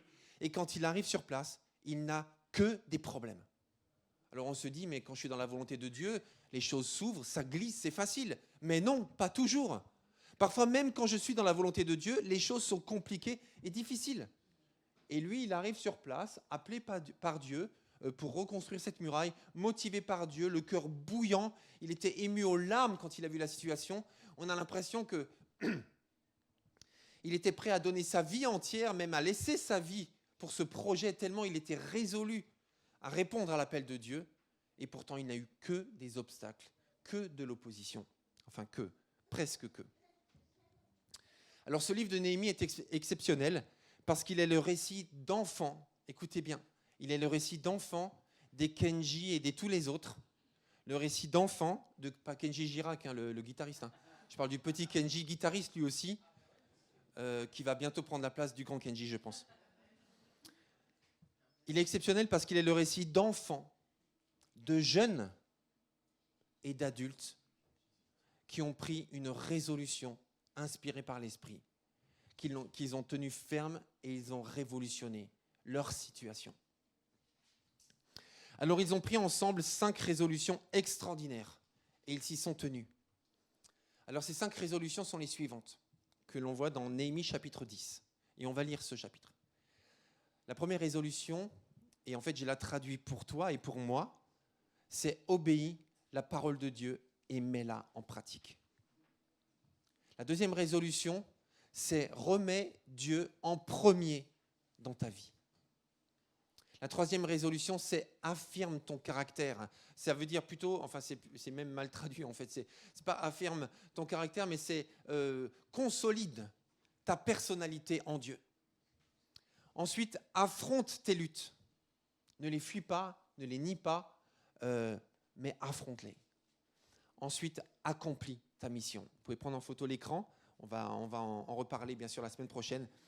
Mais voilà les 5 résolutions que le peuple tout entier, les enfants, les jeunes et les adultes ont pris.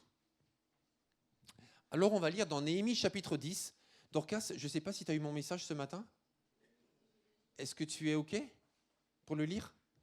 Viens me rejoindre alors. On va lire Néhémie, donc prenez vos Bibles ou vos applications.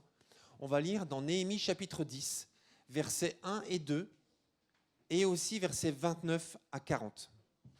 Néhémie chapitre 10, versets 1 et 2, et aussi versets 29 à 40. Pardon.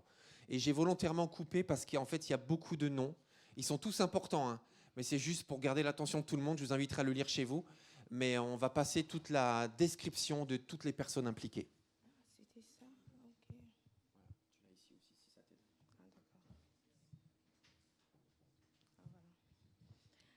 À cause de tout cela, nous prenons un ferme engagement que nous mettons par écrit. L'acte scellé a été signé par nos dirigeants, nos lévites et nos prêtres. Voici la liste de ceux qui apposèrent leur sceau sur les documents, Néhémie le gouverneur. Etc. Et après, il y a tous les noms. Et là, on arrive au verset 29. Se joignirent à eux le reste des Israélites, des prêtres, des lévites, les portiers, les musiciens, des servants du temple, tous ceux qui s'étaient séparés des peuples étrangers pour suivre la loi de Dieu, de même que leurs femmes, leurs fils et leurs filles, et tous ceux qui étaient en âge de comprendre.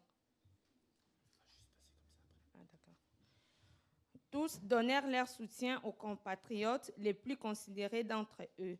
Ils promirent et s'engagèrent par serment à vivre en accord avec la loi de Dieu donnée par l'intermédiaire de Moïse, son serviteur, à obéir à tous les commandements de l'Éternel, notre Seigneur, à ses articles de droit et à ses ordonnances et à les appliquer. Écoutez bien les mots forts d'engagement qui sont prononcés dans ce texte. Nous nous engageons en particulier, dirent-ils, à ne pas donner nos filles en mariage aux peuples étrangers qui sont dans les pays et à ne pas faire épouser leurs filles par nos fils et à ne rien acheter les jours du sabbat et les jours des fêtes aux gens du pays si ces jours-là ils apportent des marchandises et toutes sortes de denrées à vendre. Tous les 7 ans, nous laisserons reposer la terre et nous annulerons toutes les dettes. De plus, nous imposons comme règle de donner obligatoirement chaque année une pièce d'argent de 4 grammes pour l'entretien et les cultes du temple de notre Dieu, pour les pains exposés devant l'Éternel, pour l'offrande permanente, pour l'holocauste perpétuel et celui des jours des sabbats, des nouvelles lunes et des fêtes, pour les choses consacrées, pour les sacrifices d'expiation des péchés d'Israël et pour tout ce qui s'est fait dans les temples de notre Dieu.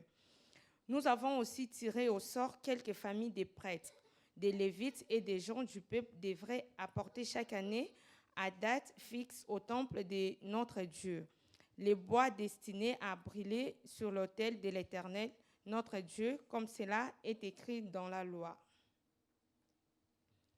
Nous prenons aussi l'engagement d'apporter tous les ans au temple de l'Éternel les premières récoltes de notre sol et les premiers fruits de tous nos arbres, d'y présenter les premiers-nés de nos fils et de notre bétail, comme il est écrit dans la loi, et d'amener au temple de notre Dieu les premiers-nés de notre petit et de notre grand et gros bétail, pour les remettre aux prêtres qui assurent les services dans les temples de notre Dieu.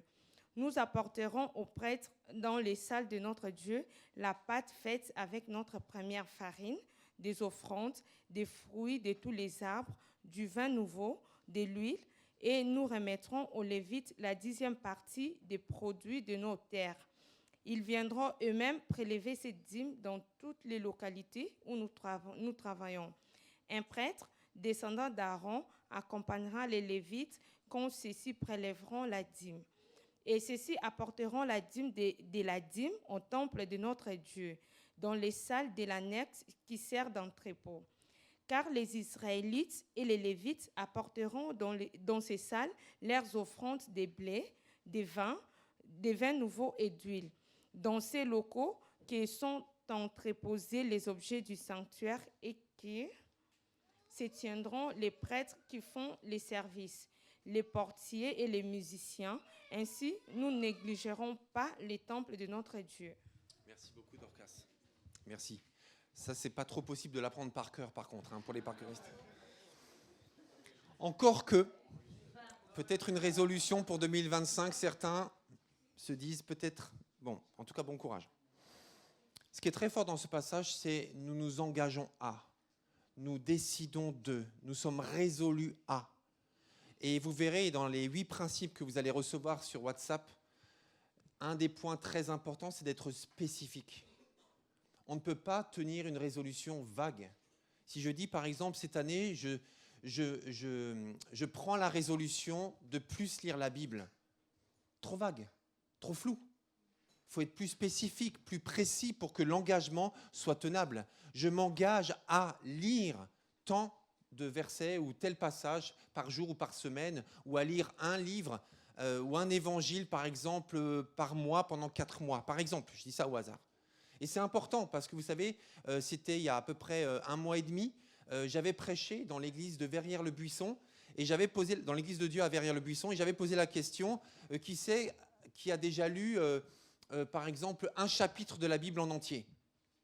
Bon, certaines personnes ont levé la main. Qui a déjà lu un évangile de la Bible en entier? Moi, je pensais que tout le monde allait lever la main. Mais plusieurs personnes n'ont pas levé la main, alors que ce sont des chrétiens qui sont dans cette église depuis plusieurs années. Elles n'ont pourtant jamais lu un évangile en entier. Ce n'est pas une critique, je ne me moque pas quand je dis ça. Mais vous savez, il y a certaines choses, si on ne se résolut pas à le faire, ben on ne le fera pas, tout simplement. Et dans cette liste, on voit qu'ils sont spécifiques. Voilà, nous décidons cela, nous nous engageons à cela. Et ils n'ont pas inventé ces décisions. Ils ne se sont pas dit, tiens, qu'est-ce qu'on pourrait faire à partir de maintenant? Non, ils ont juste repris la loi que Dieu avait donnée à son peuple à travers Moïse.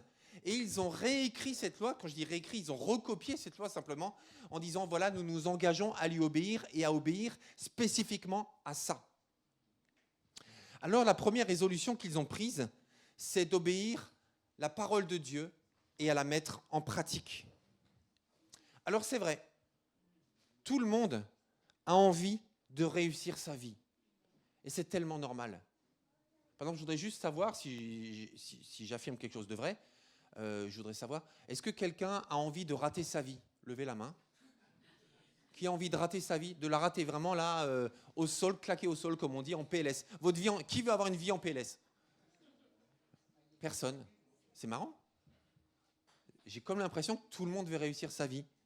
Et vous savez, il y a beaucoup de livres de formation qui sont vendus sur Internet. Comment réussir sa vie, comment réussir ceci, comment enfin être riche, comment gagner en séduction, ou tout ce qu'on veut. En fait, il y a tout type de livres qui existent pour donner, pour vendre des moyens qui font croire aux gens qu'ils peuvent être heureux et en achetant ce livre. Par exemple, qui achèterait des livres intitulés 5 conseils pour être moche? Personne n'achèterait ce livre, on est d'accord? Mais vraiment personne, je suis sûr. Essayez, vous verrez. Enfin, d'écrire le livre, je veux dire. 10 étapes pour être sûr de divorcer. Qui écrirait ce livre? Enfin, je veux dire, qui achèterait ce livre? Ou alors, les 5 langages du perdant. Personne n'achèterait un livre comme ça, on est d'accord, Annabelle? On est d'accord, personne n'achèterait ce livre. Qu'on soit chrétien ou pas chrétien, peu importe, personne ne veut rater sa vie. Pourquoi? Parce que Dieu nous a tous créés avec ce désir de conquérir et de réussir. Tous les êtres humains veulent réussir leur vie. Tous les êtres humains veulent conquérir de nouveaux territoires parce que c'est dans notre ADN de créature de Dieu. Mais Dieu nous a créés pour le faire selon ses principes. Pas conquérir n'importe quoi, pas acquérir n'importe quoi, ni n'importe comment, mais conquérir. Et et réussir selon ses principes. Et la réussite selon les critères de Dieu n'est pas synonyme de la réussite selon les critères de notre société. Et il y a des tas de gens qui réussissent pour l'instant, que l'on voit sur les réseaux sociaux. Dernièrement encore, je ne vais pas la nommer, mais il y avait une des influenceuses les plus connues de France qui gagnait des millions et des millions et des millions, qui montrait sa vie à Dubaï, etc. et qui se retrouve en prison aujourd'hui pour escroquerie, pour abus de confiance, en prison. C'était une des plus connues, elle se filmait elle filmait ses enfants, etc. Moi, je ne la critique pas quand je dis ça, mais c'est juste pour dire que la réussite d'aujourd'hui, selon les critères de cette société, ça peut être l'échec de demain. Et même pour des grosses entreprises, et même pour des gros entrepreneurs, et même pour des grands influenceurs, la personne elle peut se retrouver avec un bad buzz, comme on dit bêtement, au plus bas de l'échelle, alors qu'avant, elle avait des millions, et voire des dizaines de millions d'abonnés. Aux yeux de la société, le grand roi Salomon avait tout réussi. Il avait les plus belles femmes du monde. Il avait tout l'argent qu'un être humain pouvait avoir sur la terre à ce moment-là. Il avait tout l'or du monde. Sous son règne, l'or et l'argent étaient tellement courants. Je crois que c'est l'argent. En fait, la Bible dit même que l'argent, c'était comme du fer. C'était tellement courant, tellement banal, qu'en fait, ça valait rien. Ça valait du métal, ça valait de l'aluminium. Ça valait rien, en fait, l'argent, tellement c'était courant. Sous son règne, à son époque, il avait tout. Il avait la reconnaissance académique. Il aurait eu des prix Nobel, certainement, de littérature à l'époque, tellement il a écrit, et il a bien écrit ce qu'il a écrit. Et pourtant, le bilan de sa vie est mitigé. Vous voyez un peu le bilan de sa vie dans l'Ecclésiaste, chapitre 4. Et au verset 4, il dit « J'ai vu que toute la peine que l'on se donne et tout le succès que l'on recherche dans une entreprise ne sont motivés que par la jalousie de l'homme vis-à-vis de son prochain. Cela aussi, c'est de la fumée et cela revient à poursuivre le vent. » Connaître la parole de Dieu et la mettre en pratique dans tous les domaines de notre vie, c'est sans aucun doute la meilleure et la première bonne résolution que l'on peut prendre pour démarrer cette année. Lorsque toi et moi avons de petites ambitions terrestres, eh bien Dieu, lui, il a des grandes ambitions éternelles, supérieures, immortelles, cosmiques. Quand nous venons avec le désir d'une meilleure santé, de plus d'argent, de plus de confort, d'une voiture d'une meilleure sono, d'une meilleure voiture, d'un plus grand écran, quand nous venons avec nos petites ambitions, je me permets de le dire et je m'y inclus, dans nos petites ambitions terrestres, finies, limitées, qui sont liées à la conjoncture, qui sont liées à notre confort d'aujourd'hui, eh bien lui, il a pour nous des ambitions tellement supérieures, tellement plus grandes, tellement plus belles, immortelles. Les résultats qu'il nous permet d'avoir dans ces ambitions, ça peut transformer des vies pour l'éternité. Nos ambitions, nos petites ambitions terrestres, elles ne transforment même pas notre vie à nous. Elles nous font juste du bien pour un moment. Ces ambitions à lui ont des répercussions jusque dans l'éternité. Lorsque toi et moi regardons à l'échelle de 1 an, de 5 ans, de 10 ans ou de 80 ans, eh bien lui, il a le cours de l'histoire au creux de sa main. Alors pour démarrer cette nouvelle année, cherchons à vivre les choses à la manière de Dieu. Cherchons à vivre la volonté de Dieu. Et vous savez, des débats, même des débats de société qui sont intéressants, c'est pertinent. Et nous, chrétiens, on doit être dans les débats de société, dans les débats éthiques, dans les débats moraux, dans tous les débats, on doit y être, nous, chrétiens. Et on y est, il y a des comités qui s'expriment là-dessus et on doit le faire.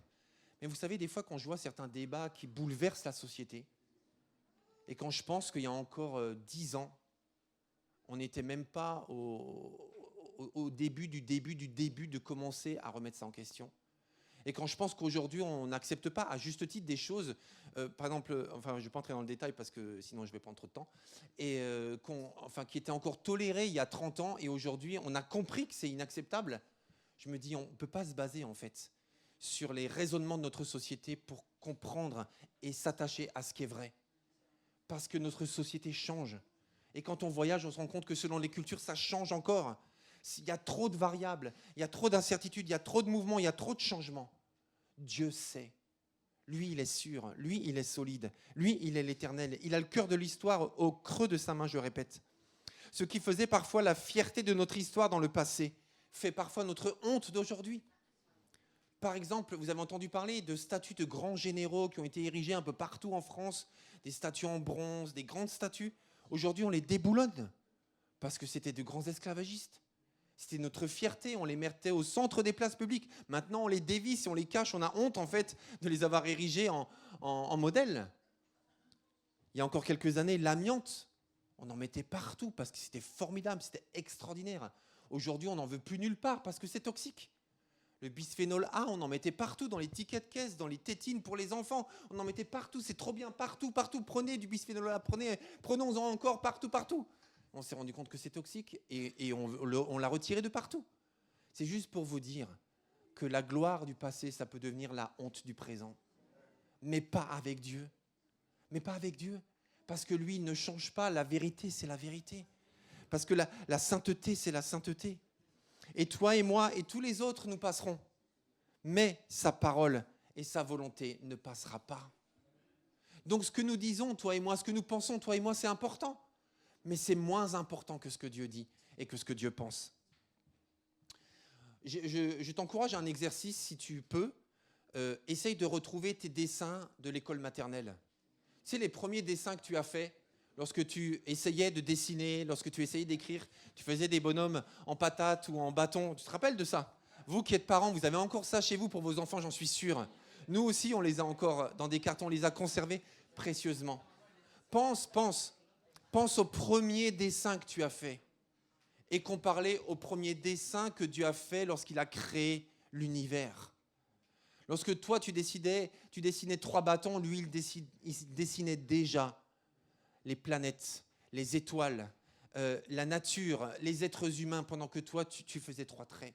C'est pour ça qu'on ne peut pas comparer notre volonté et sa volonté, nos projets et ses projets, nos désirs et ses désirs. On n'est pas du tout au même niveau. Jésus a dit, quand vous priez, dites. Il n'a pas dit, quand vous priez, dites, Seigneur, bénis-moi. Seigneur, enrichis-moi. Seigneur, donne-moi. Seigneur, rends-moi confortable. Seigneur, donne-moi de longues années à vivre. Il n'a pas dit ça. Il a dit, quand vous priez, commencez par dire, notre Père qui êtes aux cieux. Ce n'est pas moi, ce n'est pas je dans ta prière, ce n'est pas je veux ou j'ai besoin. Commence ta prière par notre Père qui êtes aux cieux. Que ton nom soit sanctifié, que ton règne vienne, que ta volonté soit faite sur la terre comme au ciel. Et c'est comme ça qu'on démarre l'année 2025. Que ta volonté soit faite et que ton règne vienne sur la terre comme au ciel. Et le plus beau pour nous, et je termine avec ça, je conclus, le plus beau pour nous, c'est que ce Dieu-là, il fait de nous ses partenaires dans sa création, dans ses projets, dans son royaume. Il fait de nous ses partenaires. On n'est pas juste des esclaves, on n'est pas juste des serviteurs, mais on est des partenaires de sa volonté. Vous savez, aujourd'hui, moi, j'aime beaucoup la technologie. Je regarde beaucoup de reportages sur la tech, tout ça. Je suis abonné à plusieurs chaînes de tech. J'aime beaucoup ça. Et moi, je suis fasciné quand des gens qui travaillent dans l'entreprise Google, par exemple, ils vont au siège de Google. Moi, je travaille à Google, moi. Google Monde. Et quand des gens vont travailler chez Apple, dans les bureaux d'Apple, ils y vont, ce magnifique sorte de vaisseau spatial. Ils y vont, ils disent, moi ici c'est mon bureau. Moi je suis partenaire de l'entreprise Apple Monde. Quand des gens vont travailler chez Amazon, bon ça dépend lesquels, mais certains, quand ils vont travailler chez Amazon et qu'ils ont vraiment le label Amazon, je ne parle pas de ceux qui livrent et qui sont auto-entrepreneurs et qui sont exploités de A à Z, mais ceux qui ont vraiment le label, la veste Amazon, il y a marqué Amazon, sont fiers de porter le logo de leur entreprise qui est une des plus grosses entreprises au monde. Ceux qui travaillent chez Tesla sont fiers de travailler chez Tesla. Et tout ça, ça va disparaître.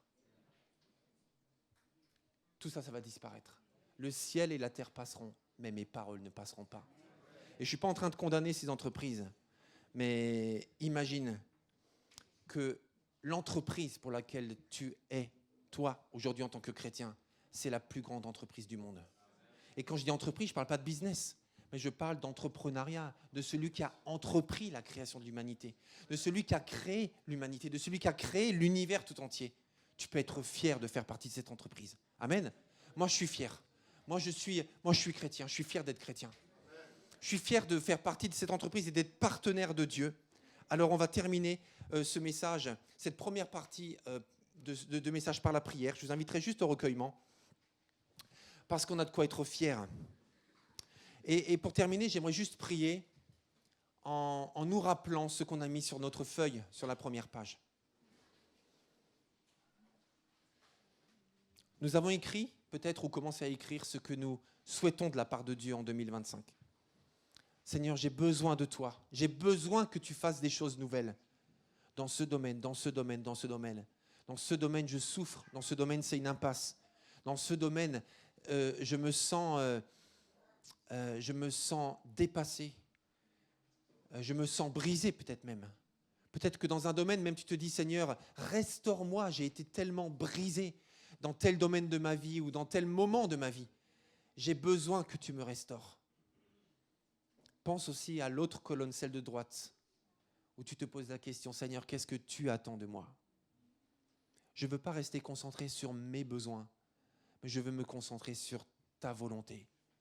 Parce que je sais, tu l'as promis, que tu pourvoiras à tous mes besoins. Tu l'as promis. Je n'ai pas besoin de m'inquiéter pour mes besoins, parce que tu as promis de pourvoir à tous mes besoins. Il est dit dans ta parole que nous devons déposer sur toi tous nos soucis, parce que toi-même, tu prends soin de nous.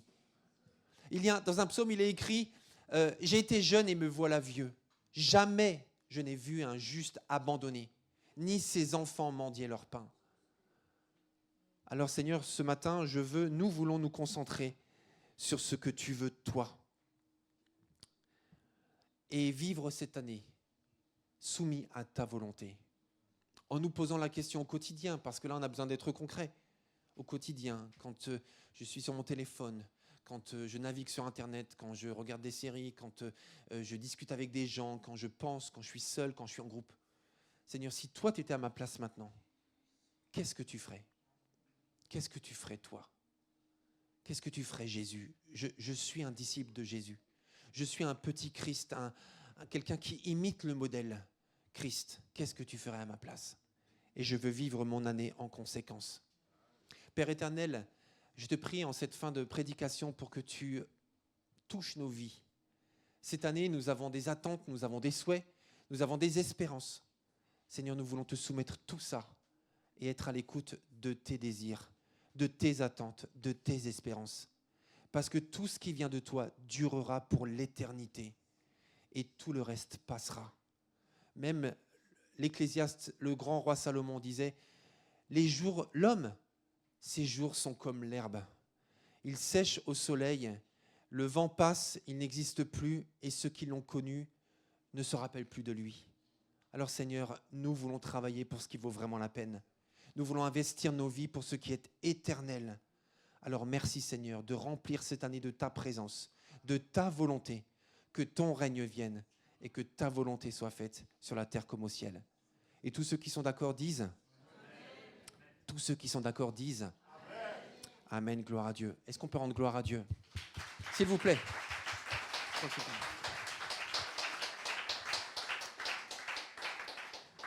Merci Seigneur. La suite la semaine prochaine et regardez bien votre groupe WhatsApp parce que vous aurez quelque chose en fin de journée.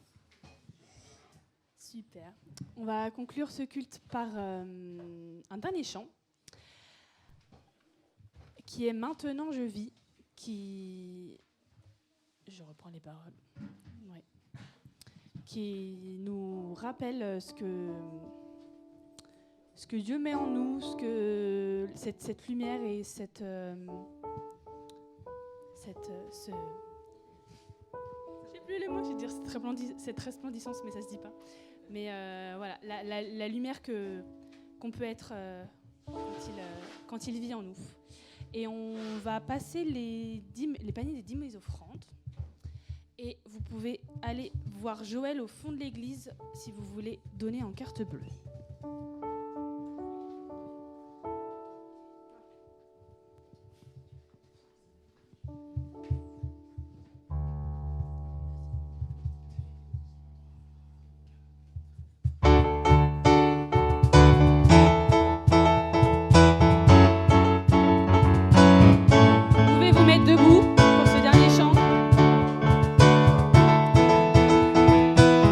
Vivons pleinement ce que nous chantons, ce que nous proclamons.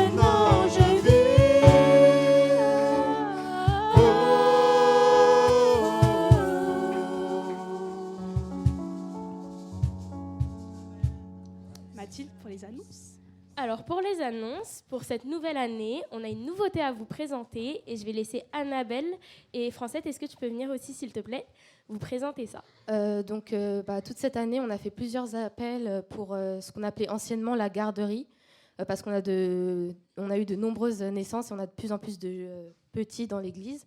Donc maintenant, ça s'appellera plus la garderie, mais Espace Mini Kids, et ça sera remis en place la semaine prochaine. Donc les enfants qui sont concernés sont donc que les enfants de 0 à 5 ans, donc la grande section, de 0 à la grande section. Alors il y aura des animateurs, ce sera toujours en binôme. Et les parents sont aussi, s'ils veulent rester par exemple avec leurs enfants, il y aura aussi un accueil pour les parents s'ils veulent rester par exemple avec leur bébé. Voilà. Donc je serai responsable avec Francette. Tu veux dire non ? D'accord. On a une équipe composée de 6 personnes en nous comptant. Donc il y aura Elsa, David, Laurence et Marine. On cherche encore des personnes, si vous voulez. Pour l'instant, c'est une belle équipe, donc on a un bon contact et on souhaite vraiment pouvoir pas juste garder les enfants, d'où le changement de nom, mais vraiment que ce soit un lieu d'accueil où on puisse leur proposer des activités, notamment aussi en rapport avec notre foi et adaptées à leur âge. Donc vraiment, si vous avez des enfants concernés par cette tranche d'âge, vous êtes vraiment invités à nous les confier. L'accueil se fera, contrairement pour la tranche d'âge supérieure, au début du culte. Donc juste avant le culte, nous on sera déjà en bas. Si vous pouvez nous les descendre, comme ça les parents vous pourrez profiter entièrement du culte. Et si vous avez des choses spécifiques à nous donner, ça pourra se faire dans de meilleures conditions qu'en plein milieu du culte. Voilà.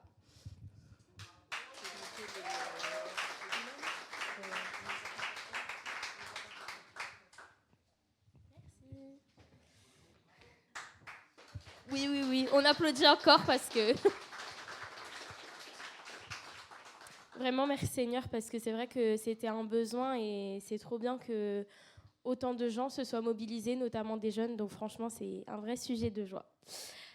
Concernant les annonces de cette semaine, mardi à 20h30, on aura notre réunion de prière, ici même à l'église. Dimanche prochain à 10h30, donc on aura notre culte qui sera la suite de la prédication d'aujourd'hui. Le ménage cette semaine sera fait par Lijmier et Manouchka.